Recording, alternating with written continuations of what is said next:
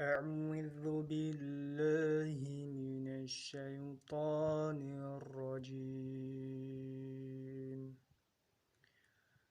بسم الله الرحمن الرحيم. ألف لام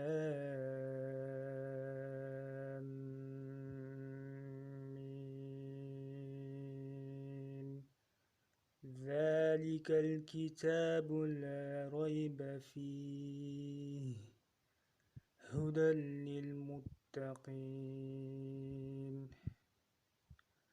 الذين يؤمنون بالغيب ويقيمون الصلاة ومما رزقناهم ينفقون